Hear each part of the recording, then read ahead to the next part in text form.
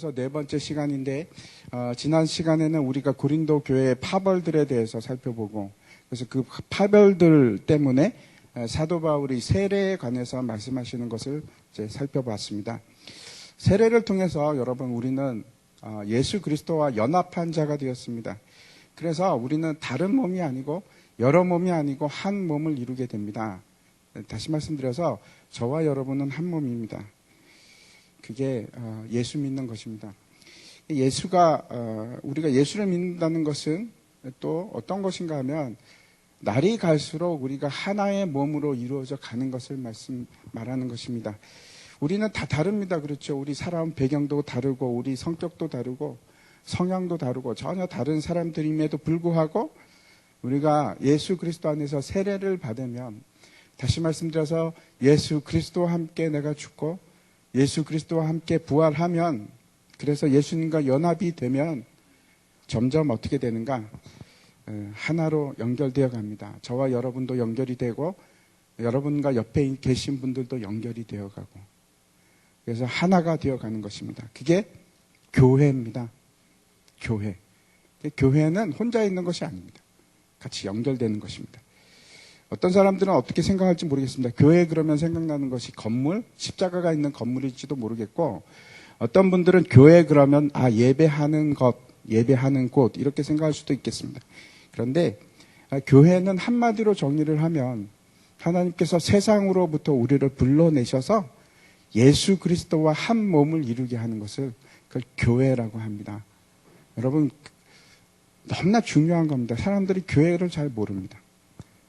한 몸을 이루어 가는 것입니다. 그래서 힘쓰셔야 합니다. 한 몸을 이루기 위해서 힘쓰셔야 합니다. 그래서 그 가난한 성도 이런 거 있지 않습니까? 교회 안 나가는 성도님들. 그런 거는 성도라고 할 수가 없습니다, 여러분. 교회를 모르는 겁니다. 교회가 아니고서 어떻게 예수 그리스도와 한 몸을 이룰 수가 있겠습니까?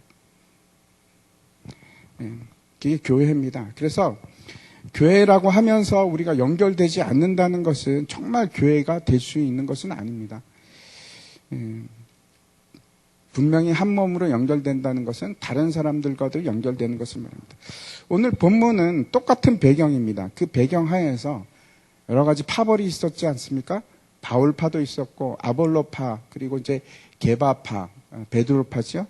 그리고 예수 그리스도파 이렇게 분열이 되어 있었는데 그렇게 분열되어 있는 사람들을 향해서 첫 번째 사도 바울이 얘기했던 것은 세례입니다. 세례를 통해서 너희가 연합하지 않았느냐?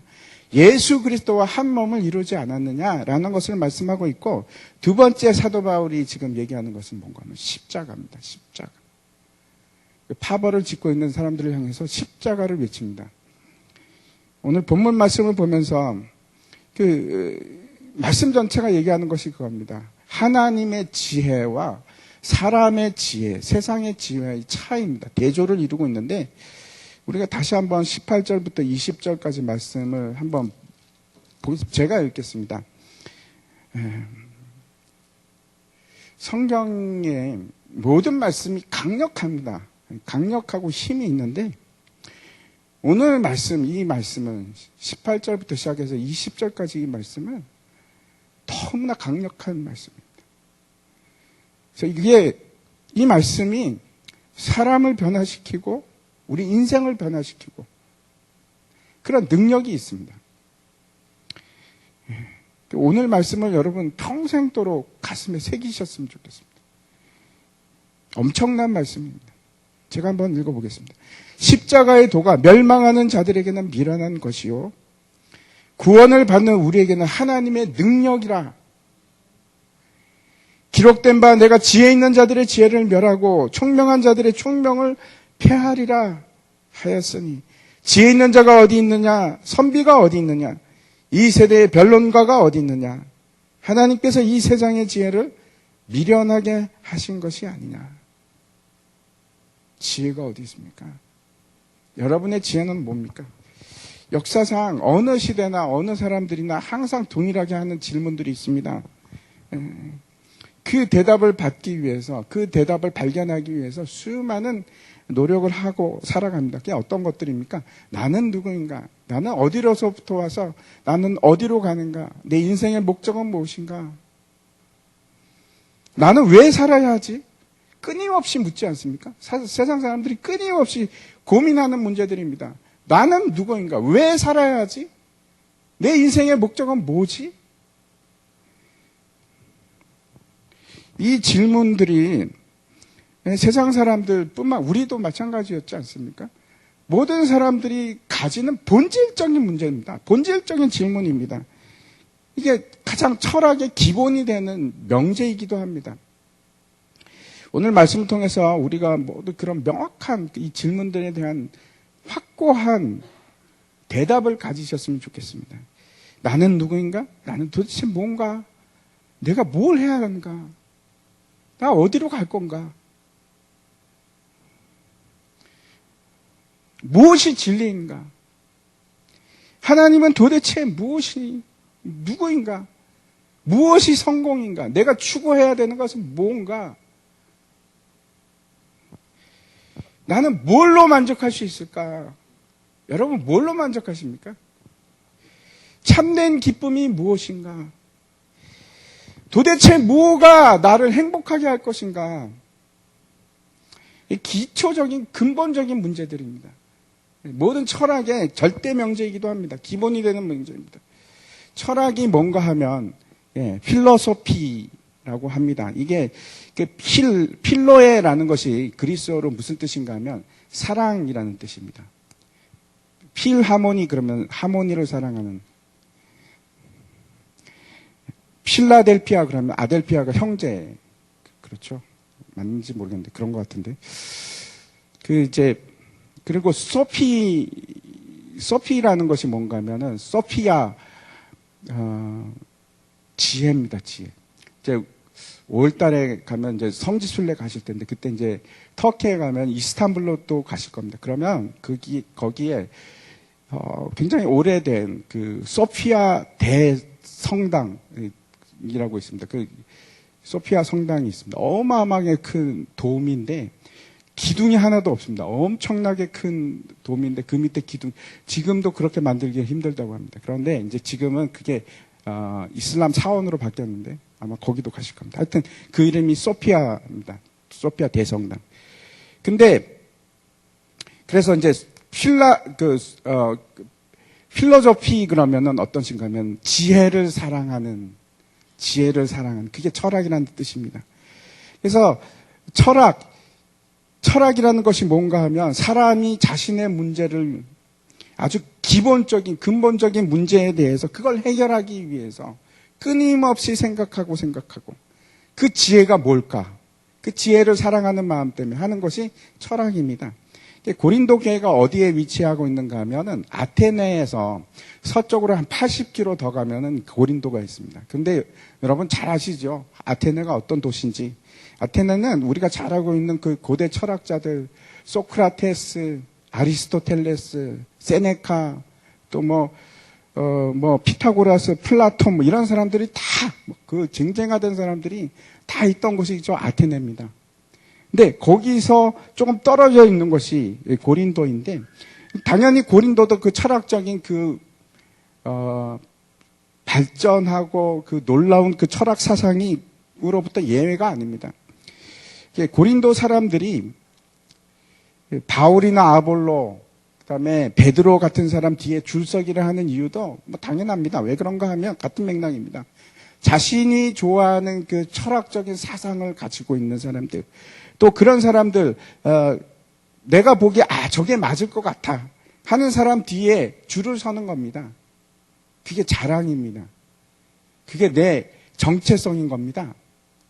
거기에 대해서 지금 십자가를 얘기하고 있습니다. 지금도 예가 아닙니다.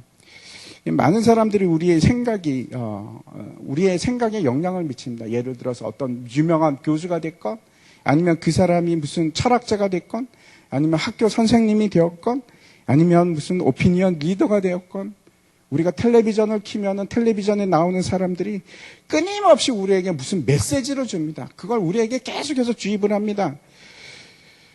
그런 사람들뿐만 아니고 대중 가수도 그렇고, 요즘 이제 BTS 같은 그 아이돌 그룹이 얼마나 많은 영향을 미칩니까? 그렇죠? 사람들에게 특별히 그 청소년들에게 엄청난 영향력을 줍니다. 텔레비전도 그렇고 거기에서 하는 드라마도 그렇고 무슨 어떤 프로그램도 그렇고 계속해서 메시지 안 주는 건 없습니다. 계속해서 어떤 식으로든 우리에게 메시지를 줍니다. 메시지가 없는 미디어는 없습니다. 그런데 그 역량 하에서 우리는 살아가고 있는데 그 메시지가 우리에게 주는 것이 어떤 것인가 계속해서 반복해서 우리가 받아들이고 있는 그 메시지는 뭔가 여러분 한번 생각해 보십시오. 내가 어떤 메시지를 받고 있는가. 부모님들도 마찬가지입니다. 좋든 나쁘든 어떤 모양으로도 부모님들은 그 자녀들에게 영향을 줍니다. 메시지를 줍니다. 긍정적인 면에서도 줄 뿐만 아니고 부정적인 면에서도 줍니다. 예를 들어서 아이들 보기에 우리 부모님은 경제적인 능력이 없어. 무능한 것 같아. 그러면 그 자체가 메시지입니다. 그래서 애들이 뭐라고 생각하는가 하면 나는 커서 우리 부모님 같이 안 살 거야. 나는 잘 살 거야. 하는 메시지를 주는 겁니다. 부모님이 또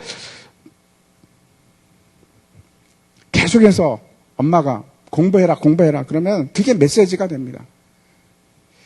나는 커서 절대 우리 엄마처럼 하지 않을 거야. 이런 생각을 할 수도 있고. 근데 중요한 것은 그렇게 우리에게 늘 쏟아지고 있는 엄청난 그 메시지들이 그 수많은 메시지들이 어떤 교훈을 주고 있고 어떤 메시지를 주고 있고 그것보다 더 중요한 게 있습니다. 그렇죠? 그것들이 옳은가 그게 진리인가 하는 겁니다. 제가 말씀드릴 수 있는 것은 우리에게 도착하고 있는 우리가 받아들이고 있는 대부분의 우리를 향해 오는 그 메시지들은 하나님의 말씀과는 다릅니다. 상치합니다. 반대가 될 때가 너무나 많습니다. 그래도 우리는 그걸 받아들입니다. 그렇죠? 그리고 어떤 때는 그걸 내면화시킵니다. 제가 다시 말씀드립니다. 세상의 지혜는 성경이 말하고 있는 세상의 지혜는 분명히 하나님의 지혜하고 정반대입니다. 얼마 전에 그 종영한 그 스카이캐슬이라는 드라마 보셨는지 모르겠습니다. 시청률이 무려 24%까지 올라갔다고 그럽니다. 제가 이제 스카이캐슬이라는 게 너무 궁금해서 저거 이게 목사가 저런 것도 좀 알아야 되지 않을까 이런 생각이 들었습니다. 그래갖고 궁금해서 대략적인 내용이라도 좀 알아야겠다 싶어갖고 그 내용이 뭘까? 이제 조금만 생각해도 금방 알 수 있습니다. 그렇죠? 저걸 딱 보면 그림만 봐도 알지 않습니까? 상류사회 사람들이 자기 자녀들도 똑같이 성공하는 사람들로 만들기 위해서 엄청나게 그렇게 교육에다가 열정을 쏟아놓고 그것이 자기들의 야망이구나, 욕망이구나 하는 것을 이제 그냥 그림만 봐도 딱 알지 않습니까? 내가 좀 알 필요가 있겠다 싶어가지고 한번 이제 마음을 잡고 스카이캐슬 첫 회를 제가 한 몇 주 전에 보려고 보는데 한 10분 봤는데 못 보겠는 겁니다. 보기가 싫었습니다. 내가 이걸 왜 보고 있지? 시간도 없는데. 그래서 어떻게 할까 하다가 우리 집사람한테 얘기했습니다. 내 대신 이거 좀 봐봐. 그래가지고 인터넷에 가면 TV 다시 보기 이런 것들 많이 있습니다. 그래갖고 이제 아무튼 이게 요즘 우리 집사람 잘 모르더라고요. 스카이캐슬이라고 하는데 이거 되게 유명해. 그래서 봐서 그 핵심만 나한테 좀 얘기 좀 해줘. 그래갖고 집사람한테 얘기를 했습니다. 그랬더니 집사람이 보기 시작하는데 며칠간 식음을 전폐하듯이 그것만 보는 겁니다. 그리고 나서 다 보고 나서 제가 물었습니다. 그래서 결론이 뭐야? 좀 얘기 좀 해줘. 그랬더니 속 시원한 대답을 들을 수가 없었습니다. 제가 다 아는 얘기만 하더라고요. 그냥 추측만 해도 알 수 있는 얘기. 그냥 아이들을 대학에 가기 위해서 그 비뚤어진 부모의 열정이 아이들을 고생을 시키고 그래서 그 사고가 터지고 뭐 그런 내용인 것 같습니다. 맞죠? 보신 분 많으시죠? 근데 혹시 여러분 그래서 그 드라마의 결론이 뭐라고 생각하십니까? 그 결론이 뭡니까? 성공한 인간에 대한 그 탐욕에 관한 얘기? 그리고 실패한 얘기? 우리가 사실 얻어내야 하는 것은 그렇죠. 그래서 어떻게 하라는 말인가? 그게 결론 아닙니까? 여러분은 뭘 얻으셨습니까? 아, 저런 욕망은 해서는 안 된다. 그게 틀렸다면, 그래서 뭐가 옳다는 겁니까? 그래서 여러분은 스카이캐슬을 통해서 답을 찾으셨습니까? 제가 장담할 수 있는 것은 절대로 그런 것들을 통해서 우리가 수긍할 수 있는 답을 찾을 수는 없습니다. 너무나 분명해서 제가 보기가 싫었던 겁니다. 그냥 문제가 심각하다 그러고 끝나는 거 아니겠습니까? 여러분. 해답이 어디 있습니까? 세상에. 해답이 있었으면 우리나라 문교부가 벌써 했겠지요. 해답이 없습니다. 세상에는 해답이 없습니다. 세상의 지혜로 풀 수 있을까요? 못 풉니다. 왜? 그 자체가 모순을 가지고 있으니까. 모순에서 모순을 통해 갖고 어떻게 멋진 결론을 끌어낼 수가 있겠습니까? 세상이 주는 메시지는 언제나 동일합니다. 어떤 겁니까? 실력을 키워라. 그래서 성공해라. 네가 힘이 있어야지. 그래야지 뭐든지 된다. 동의하십니까? 여러분도 그렇게 생각하시죠? 내가 힘이 없으면은 아무짝에도 필요 없어. 야, 너 그런 식으로 해갖고 너 아무것도 아닌 인간이 될래? 우리가 아이들에게 그렇게 얘기하십니까? 선을 행하는 것도 마찬가지입니다. 그렇게 얘기하지 않습니까? 네가 힘이 있어야지 그때부터 선도 선이 되는 거야. 네가 가진 것이 있어야지 사람들에게 나눠주지. 가진 것도 없는데 어떻게 나눠줄래? 1990년대부터 시작해갖고 2000년대까지 굉장히 이제 기독교를 확 휩쓸었던 논리가 하나 있습니다. 그게 뭔가 하면 고지론이라는 겁니다. 세상에 고지에 올라서라. 그래야 복음을 전할 수 있다. 세상의 머리가 되라. 그런 겁니다. 앞장선자가 되어라. 그래야지 사람들이 네 말을 들을 것이다. 이 고지론이라는 것이 어떻게 생겼는가 하면 미국의 코스타라는 집회가 있습니다. 유학생들을 대상으로 하는 집회인데 지금도 아마 할 것 같은데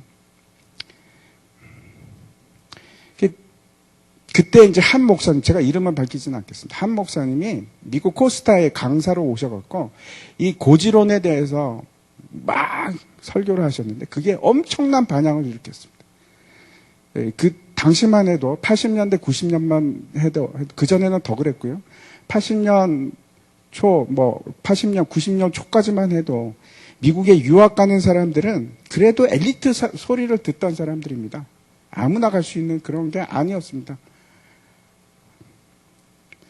그래서 그때는 유학을 갔다 오면 세상이 보장이 되어 있고 높은 위치에 갈 수 있는 그런 사람들입니다. 근데 그 사람들을 향해서 이런 메시지를 외친 겁니다. 여러분은 세상의 리더가 돼야 됩니다. 여러분은 세상의 앞장선자가 되고 여러분이 세상의 희망입니다. 여러분이 복음을 외치는 위치로 올라가십시오. 그런 이제 설교를 했고 이게 거대한 파장을 일으킵니다. 저도 당시에 그때 미국에 있었습니다. 그때 저도 있었는데 그 소식을 들었습니다. 저도 들었습니다. 교회에도 안 다니는 제가 들었습니다. 그게 이제 다시 한국으로 다시 역수입이 되기 시작해갖고 대부분의 교회에서 이 논리가 지배적인 논리가 됩니다. 그리고 이제 수많은 그 젊은이들을 흥분시킵니다. 고지론이라는 이 논리가. 그런데 우리가 이제 생각해 보아야 할 것은 정말 이 메시지가 맞는 말씀일까? 성경이 얘기하는 진리의 말씀일까? 정말 하나님께서 우리에게 주시는 말씀일까? 여러분 어떻게 생각하십니까? 우리에게 그런 마음이 있지 않습니까? 내 자녀들은 앞장서서 리더가 되고 오피니언 리더가 되고 세상을 이끄는 지도자가 되고 그러기 위해서는 힘을 키워야 돼요. 열심히 공부해. 하나님의 영광을 위해서 그렇게 살아야지. 이렇게 하고 싶지 않습니까?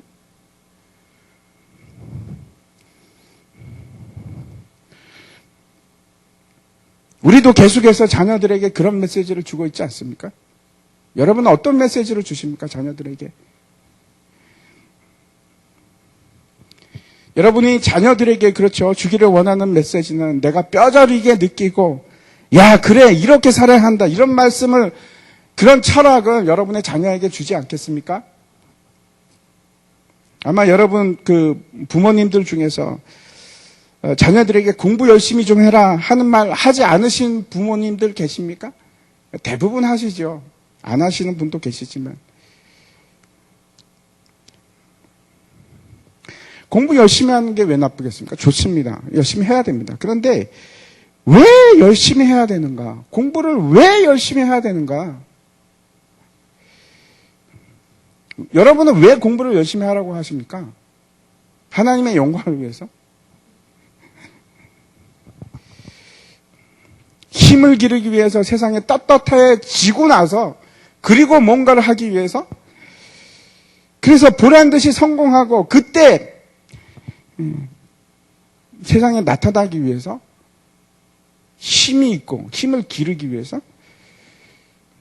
그런 이유 때문이라면 여러분이 그 자녀들에게 주는 메시지가 세상이 주는 그 메시지와 뭐가 다를까요?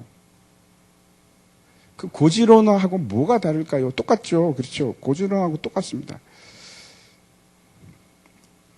스카이 캐슬이라는 드라마가 그렇게 빅 히트를 쳤던 이유는 수많은 사람들이 그 드라마에 공감하고 아 그래 너무 이해가 돼 그런 생각 아니겠습니까?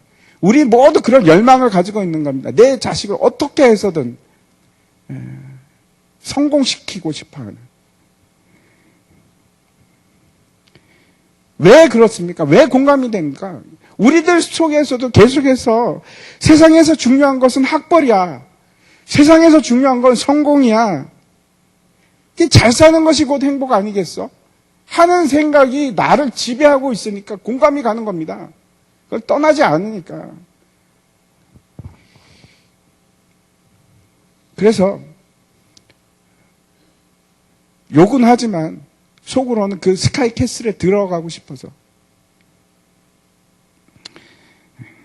그런 생각을 해봅니다. 고린도전서 1장 27절부터 29절까지 말씀 한번 보겠습니다. 제가 읽어보겠습니다. 그러나 하나님께서 세상에 미련한 것들을 택하사 지혜 있는 자들을 부끄럽게 하려 하시고 세상에 약한 것들을 택하사 강한 것들을 부끄럽게 하려 하시며 하나님께서 세상에 천한 것들과 멸시받는 것들과 없는 것들을 택하사 있는 것들을 폐하려 하시나니 이는 아무 육체도 하나님 앞에서 자랑하지 못하게 하려 하심이라. 세상의 논리는 언제나 마찬가지입니다. 우리는 힘이 있어야 한다. 우리는 강해야 한다. 이게 개인이 되었던 나라가 되었던 국가가 되었던 마찬가지입니다. 저는 사실 이제 민족주의 별로 안 좋아합니다. 별로 안 좋아하는데 그래서 이런 말씀 제가 이해를 못합니다. 김구 선생님이 나의 첫 번째 소원도 우리나라의 독립이요. 두 번째도 독립이요. 세 번째도 독립. 잘 이해가 안 가면 받아들이기가 힘듭니다. 왜 그게 그 사람의 소원이었을까? 왜냐하면 나에게 있어서 내 국가가 나의 모든 것이 아니니까. 근데 마찬가지로 예수 믿는 분들도 개인이 부를 쌓는 거에 대해서는 약간 이상한 눈으로 볼 수는 있지만 부국 강병에 대해서는 두 손 들고 쌍수 들고 환영을 합니다. 우리나라도 부국 강병을 이루어야 한다 하는 생각에는 뭐 변함이 없는 것 같습니다. 근데 우리 이것도 한번 생각해 봐야 됩니다. 그거는 정말 하나님의 진리의 말씀과 일치하는 걸까? 신명기에 보면은 왕들이 해야 되지 말아야 될 것에 대해서 세 가지 얘기합니다. 그리고 해야 될 게 하나 있고 기억나십니까? 어떤 것인지? 첫 번째 뭐라고 합니까? 성경이 얘기하는 거. 왕에게 병마를 많이 두지 말고 다시 말씀드려서 강한 군대를 두지 말고 이상하죠? 두 번째는 아내를 두지 말고 많이 두지 말고 세 번째는 뭐라고 합니까? 은금을 많이 두지 말고 북극 강병하고는 전혀 다른 얘기를 합니다. 그러면서 뭐라고 하는 거면 내 옆에 항상 율법책을 두라. 그게 하나님께서 왕들에게 하신 말씀입니다. 북극 강병이 옳습니까? 우리 입장에서는 아닙니다. 그렇죠? 하나님을 믿는 자녀들에게 있어서는 그건 의미 없는 일입니다. 그게 하나님의 지혜입니다. 다릅니다. 왜 그런가? 여기 말씀에 그렇게 얘기하지 않습니까? 하나님의 지혜는 어떤 것인가 하면 세상에 약한 것을 택하는 것이 하나님의 지혜고, 세상에 강한 것들을 부끄럽게 하는 것이 하나님의 지혜고, 세상에 천한 것들, 세상에 멸시받는 것들, 세상에 없는 것들, 세상에 찌질이 궁상들, 그걸 택하시는 것이 하나님의 지혜랍니다. 그런 것들을 택해서 그렇지 않은 자들을 부끄럽게 하는 것이 그것이 하나님의 지혜랍니다. 어떻게 하시겠습니까?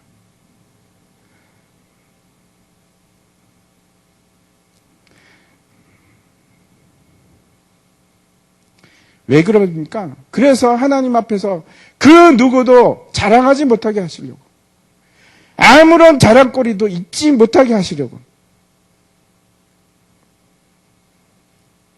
여러분, 정말 이게 이해가 되십니까? 정말 이 십자가의 지혜가 여러분에게 마음에 와 닿습니까? 이거를 여러분의 진리로 삼고 싶으십니까? 아, 그렇구나. 이게 정말 하나님의 지혜의 말씀이고, 이게 나에게 구원의 말씀이고, 이게 지혜구나. 나에게 진리구나. 그래, 너무 좋아. 이러십니까?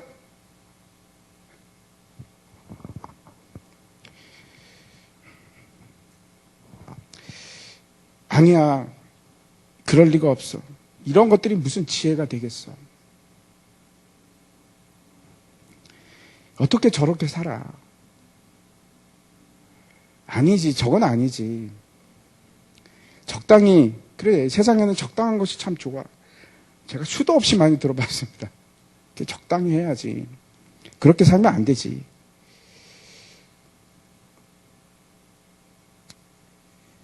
그렇게 하시겠습니까? 아니면, 아, 이게 하나님의 지혜구나 라고 하면서 기뻐하시겠습니까?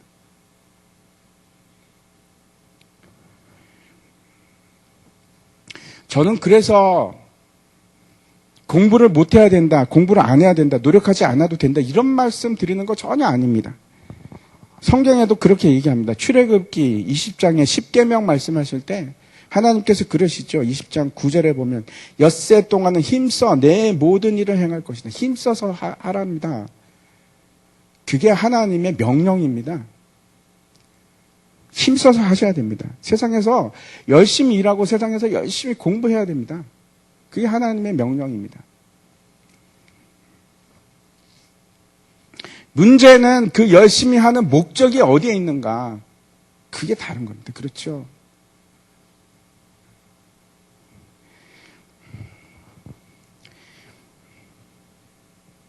하나님이 이 말씀을 주시면서 세상에서 성공하기 위해서 열심히 일해야 된다. 세상에서 성공하기 위해서 열심히 공부해야 된다. 이렇게 얘기하시는 것이 아님을 잘 아시지 않습니까? 그런 뜻이 아닙니다. 그렇죠? 또 골로새서 말씀 한번 보겠습니다. 골로새서 말씀에 보면은 무슨 일을 하든지, 예, 한 장 넘겨주십시오. 왜 안 넘어가지? 예. 무슨 일을 하든지 마음을 다하여 주께 하듯 하고 사람에게 하듯 하지 말라. 어떤 일을 하든지 최선을 다해서 하는데 어느 정도로 최선을 다하느냐? 주님을 위해서 하는 것처럼, 주님 앞에서 일하는 것처럼 최선을 다해서 열심히 일하라. 이게 성경이 우리에게 하시는 말씀입니다.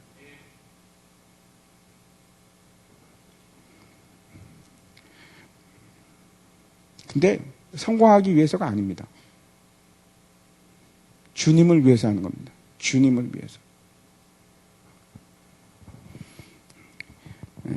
공부 열심히 하고 열심히 일하는 이유는 내가 성공하기 위해서가 아니고 하나님을 위해서.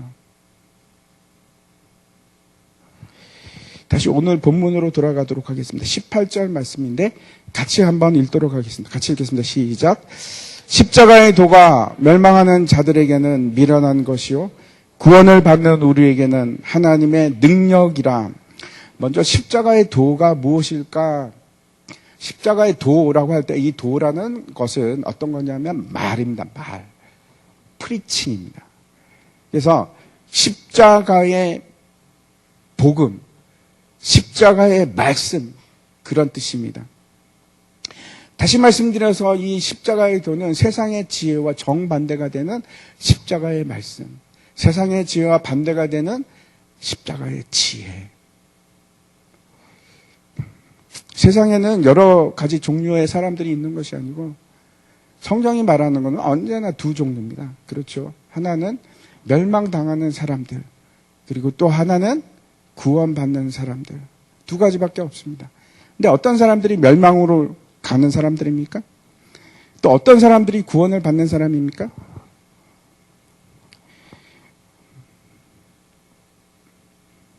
이 멸망당하는 사람들이 바라보는 십자가의 도, 십자가의 말씀, 십자가의 복음은 어떤 것인가 하면 미련하다.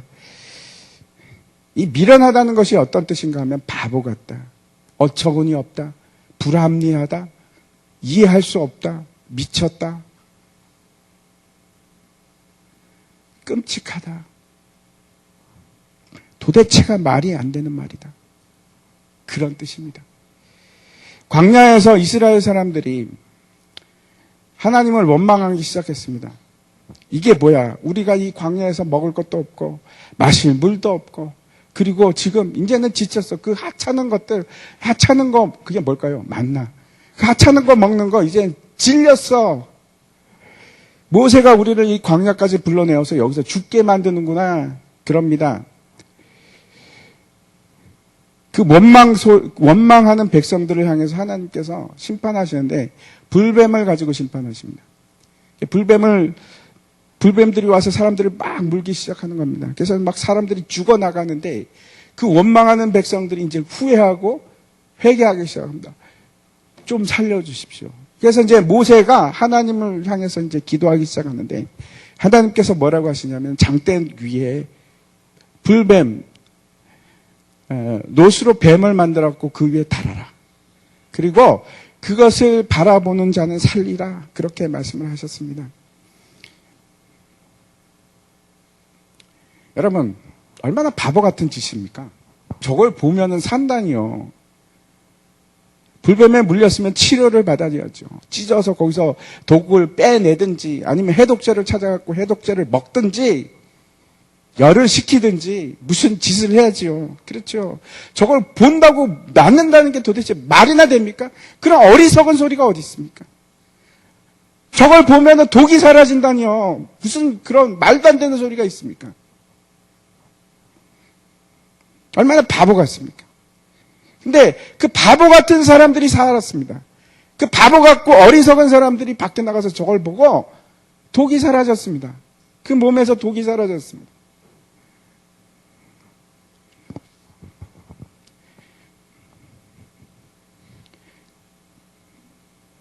그 사람들이 나와서 저 노뱀을 쳐다보면서 삽니다. 왜? 하나님의 말씀이니까. 왜? 저 노뱀이 예수 그리스도, 우리 구원의 상징인 예수 그리스도니까. 구원인 예수 그리스도를 바라보면서 산 겁니다. 십자가의 도가 이런 겁니다. 우리가 어떤 노력이나 우리가 어떤 힘이나 어떤 조건이나 이런 것으로 도달할 수 있는 것이 아니고 내 자랑거리가 요만큼도 없는 것. 그게 십자가의 도입니다. 전적으로 내가 무능했던 것을 인정하는 것. 우리의 힘으로 어디에 도달할 수 있는 I can do it이 아니고 can이 아니고 may입니다. 허락을 받는 겁니다. 하나님으로부터 허락을 받아내는 겁니다. 죄 사함의 허락을 받는 것입니다. 내가 무엇을 해서 얻는 것이 아니고 하나님으로부터 죄 사함의 허락을 받아서 내가 내 속에 있는 독이 사라지고 독이 빠지고 내가 예수 그리스도를 바라봄으로 내 죄 사함을 받는 것, 허락을 받는 것.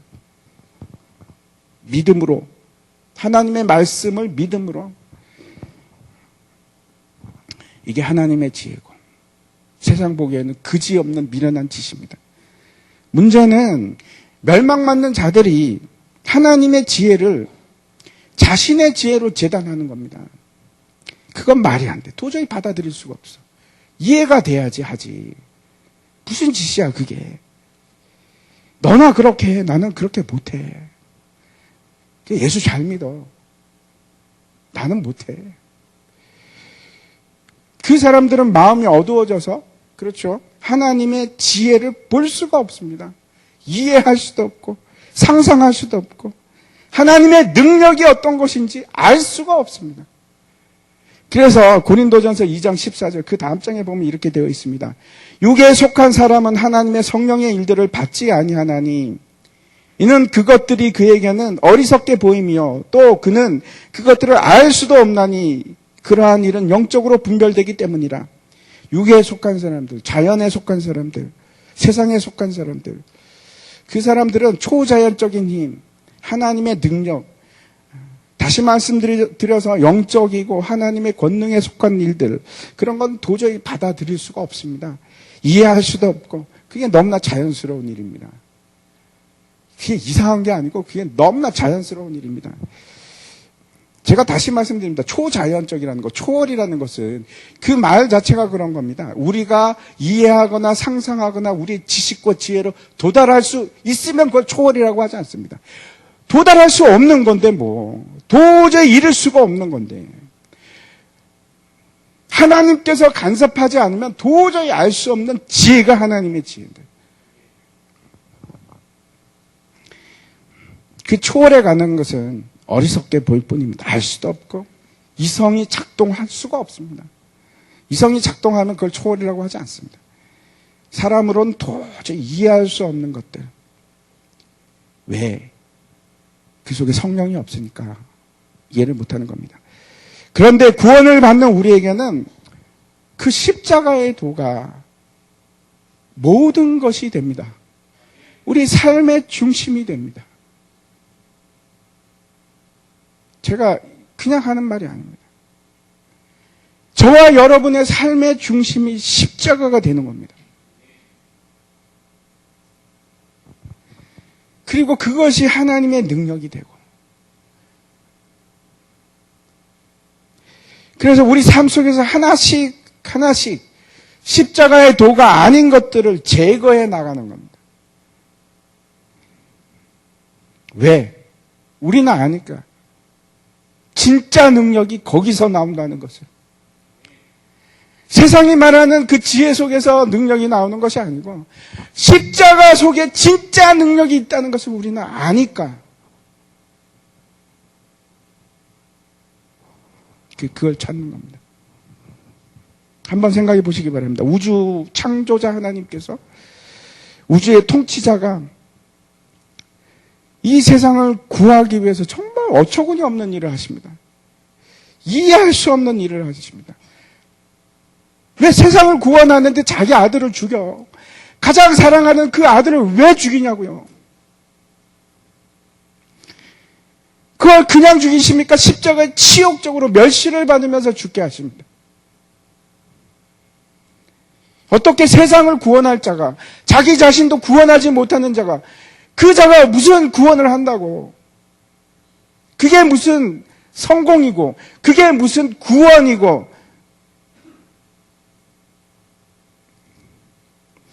어떻게 자기 생명도 살리지 못하는 자가 남들에게 어떻게 생명을 준다고? 이해하십니까? 그게 십자가의 도입니다.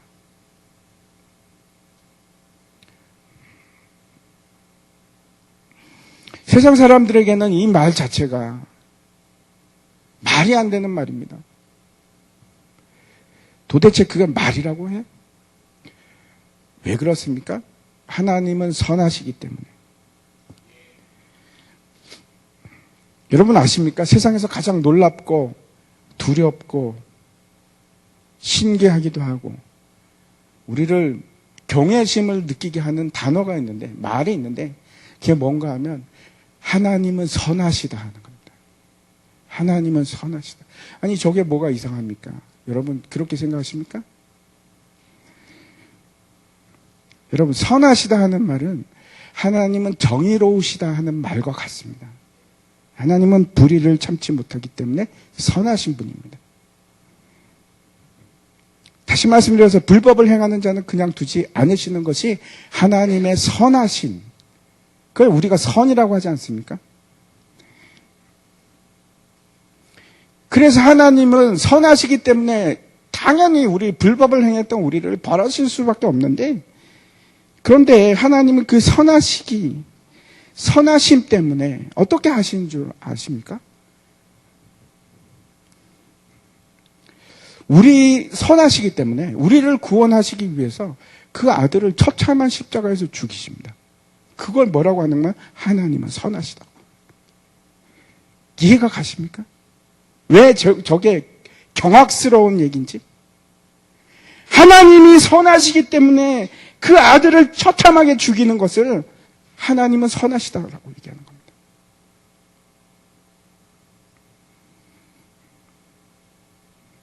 그것이 하나님의 선하심입니다. 그리고 그 하나님의 선하심을 믿고 신뢰하고 확신하는 자들에게 하나님께서 구원을 주셨습니다. 그런데 그 하나님의 선하심을 믿지 않는 자들, 십자가의 도가 어리석다고 생각하는 사람들에게는 멸망을 주십니다. 멸망을. 이 멸망이라는 것은 어떤 뜻인가 하면 파괴되고 쓰러지고 무너지고 폐허가 되는 것. 그래서 사라질 수밖에 없는 것. 그걸 멸망이라고 합니다. 그 말은 그들이 가지고 있는 것, 멸망당할 수밖에 없는 자들이 가지고 있는 모든 것을 의미합니다. 다시 말씀드려서 그들이 가지고 있는 부도 사라지고 폐허가 되고 망하게 되고 멸망게 되고, 그 사람들이 가지고 있는 명예도 똑같이 되고, 그 사람들이 가지고 있는 영광도 다 무너지고 폐허가 되고 쓰러지고 사라지는 겁니다. 그게 하나님의 지혜랍니다. 그게 하나님의 선하심입니다. 죄에 대해서 정의를 행하시고 그 정의를 이루시는 것이 창조주 하나님의 선하심입니다. 그래서 19절 말씀 한번 보여주십시오. 19절 말씀 보면은 같이 한번 읽겠습니다. 시작. 기록된 바 내가 지혜 있는 자들의 지혜를 멸하고 총명한 자들의 총명을 폐하리라 하였습니다.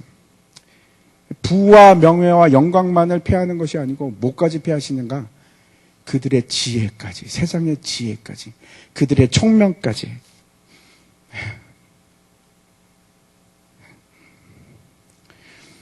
누가 진짜 지혜 있는 사람인가? 누가 진짜 성공한 사람인가? 다시 한번 생각해 보시기 바랍니다. 누가 진짜 지혜가 있습니까?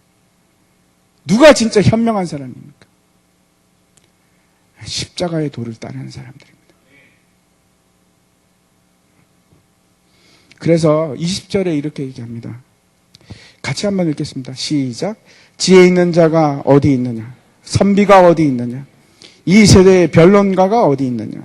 하나님께서 이 세상의 지혜를 미련하게 하신 것이 아니냐? 그러면 이 십자가의 도, 다시 말씀드려서 하나님의 지혜, 이게 뭘까요? 그거는 제가 한마디로 말씀드리면, 오늘 그 본문에 있는 대로 한마디로 말씀드리면 자랑할 것이 없는 것을 말합니다. 단 요만큼도, 요즘 말로 단 1도 자랑할 것이 없는 것, 그걸 말합니다. 내 하나님 앞에서 내가 내 힘도, 내 노력도, 내 모든 자격도, 능력도 아무것도 자랑할 것이 없고, 내 힘을 의지하는 것이 아니고 내가 아무것도 없으니까 하나님만을 의지하는 것, 그 십자가의 지혜입니다. 십자가의 능력이고. 그래서 내가 아무것도 아닌 거, 내가 아무것도 자랑할 것도 없어서 이제는 하나님만 의지하고 예수 그리스도만 따라가는 거, 그걸 십자가의 도구라고 합니다. 이 시간에 제가 이제 여러분에게 두 가지 길을 제시하려고 합니다. 하나는 미련하게 보이는 십자가의 길이고, 또 하나는 세상에 지혜가 있는 그런 길이고. 여러분은 어디를 따라가시겠습니까? 심각한 문제입니다. 정말로 심각한 문제입니다. 어떤 길이 여러분에게 더 의미가 있고, 사실대로 한번 생각해 보십시오. 어떤 길이 여러분이 진짜 따르고 싶은 길이고 내가 따라가고 있는 길인지. 십자가의 길입니까? 아니면 세상의 지혜입니까? 어떤 길이 여러분에게 더 좋다고 마음에 드십니까? 따라가고 싶으십니까?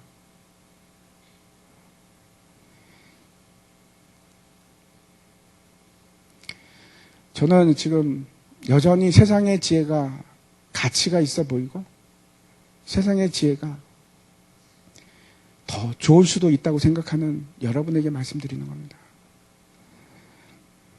아마 지금 속으로 그렇게 생각하고 계실지도 모르겠습니다. 김정민 목사가 뭘 몰라서 그렇지, 세상에 어떻게 살라고 그렇게 갖고 못 살죠. 십자가가 밥 먹여줍니까?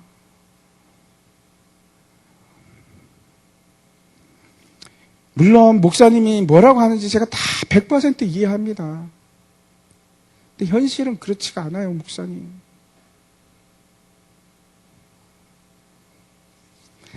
내 상황이 그렇지가 않아요.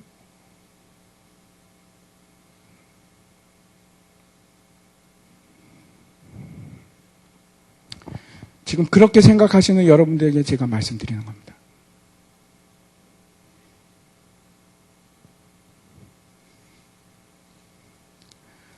여러분, 정말 하나님 믿으십니까?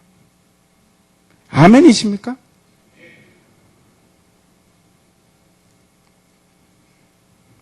정말 하나님께서 십자가의 도를 통해서, 정말 하나님께서 십자가의 길을 통해서 여러분을 구원하신다고 믿으십니까?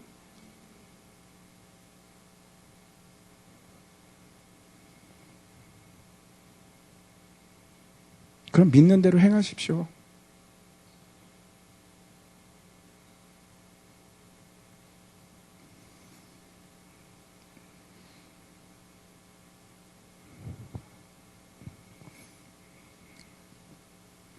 혹시 이렇게 생각하시는 분 계십니까? 나는 그렇게 살겠습니다. 근데 내 아이들은 아닌 것 같아요. 목사님, 시간을 좀 더 주십시오. 나는 뭐 인생 살 만큼 살았고 우리 아이들은 다르지 않습니까? 우리 아들은, 우리 딸은 아직은 그렇게 살면 안 될 것 같아요.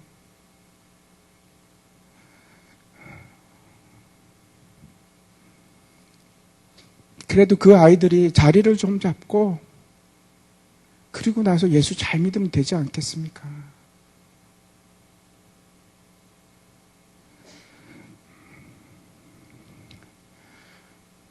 안 믿는 겁니다. 십자가에도 아직 안 믿는 겁니다.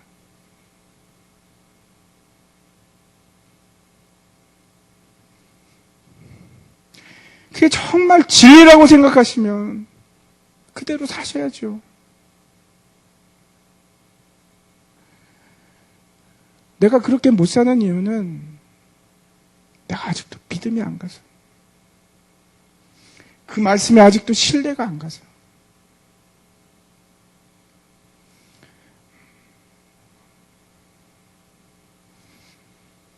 나중에 때가 되면 제가 그때 우리 아들, 딸 그렇게 권할게요. 제가 말씀드립니다. 그때는 이미 늦습니다.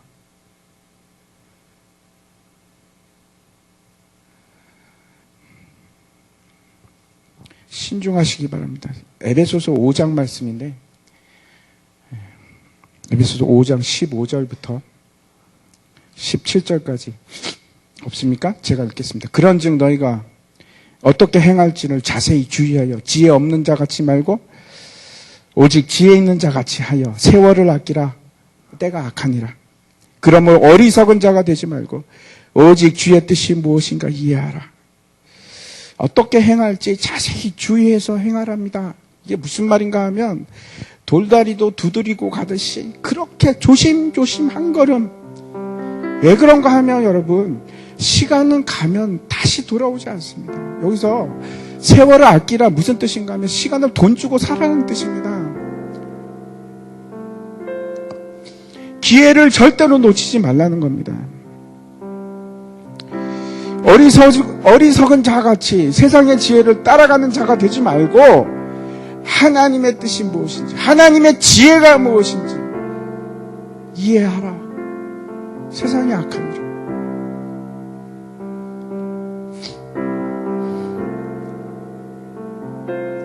우리가 결정하고 그 가는 길이 실패하지 않아야 됩니다. 만약에 잘못 결정하면 그렇죠. 가다가 계속해서 모든 일이 다 틀어지게 됩니다. 다시 한번 생각해 보십시오. 나는 누구인가? 나는 어디로 가는가? 내가 뭘 위해서 살아갈 건가? 이 땅에서 평생 사실 것입니까?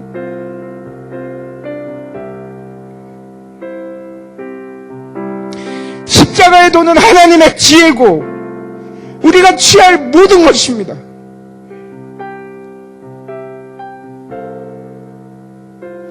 하나님께서 십자가를 통해서 우리에게 사랑을 확증하셨고, 하나님은 십자가를 통해서 우리의 죄를 사해 주셨고, 하나님은 십자가를 통해서 우리를 구원하셨습니다. 그게 하나님의 지혜입니다. 그게 하나님의 지혜입니다.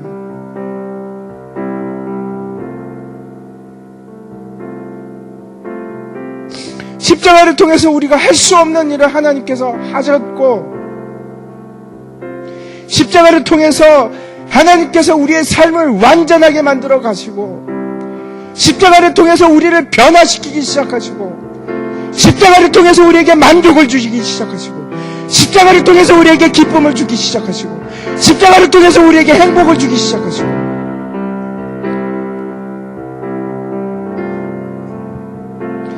십자가를 통해서 우리가 사랑할 수 있는 사람이 되고, 십자가를 통해서만 우리는 하나님의 영광이 될 수 있습니다. 제가 분명히 말씀을 드립니다. 세상의 지혜는 하나님께서 멸하십니다. 사라집니다.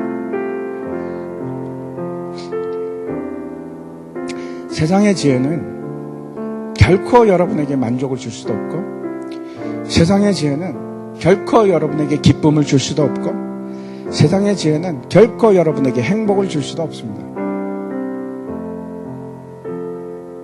세상의 지혜는 단 한 발자국도 하나님께 가까이 갈 수 없습니다.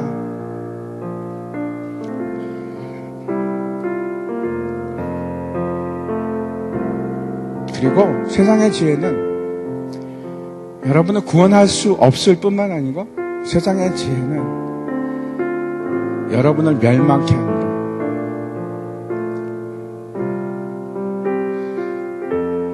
그래도 여러분 십자가의 길을 가시는 게 두려우시죠? 저도 두려웠습니다. 어쩌면 지금도 두려워하고 있는지도 모르겠습니다. 그래서 가끔가다 뒤를 돌아보기도 하고,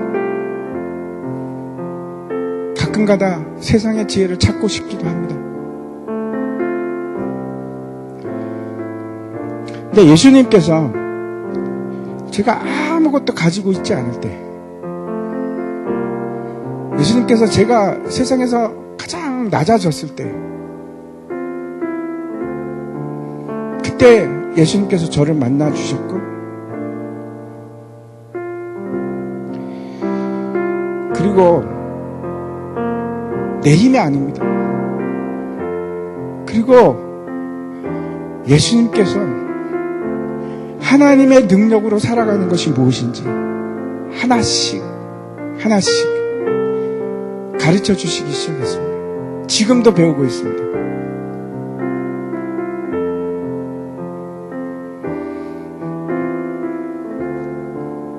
그래서 제가 잊고 또 잊고 그럴 때마다 다시 가르쳐 주십니다.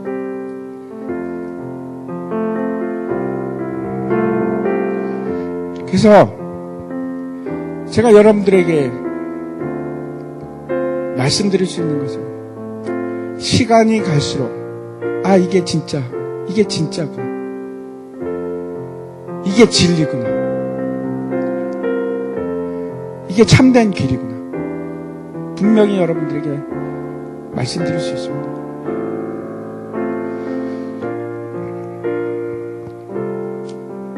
마지막 우리 24절과 25절 말씀 같이 한번 같이 읽겠습니다. 시작.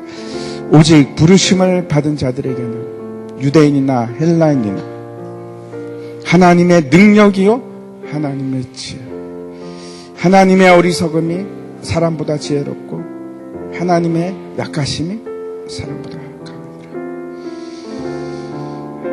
우리가 같이 함께 찬양했습니다. 내가 약할 때 하나님의 능력이 우리에게 나타나기 시작합니다.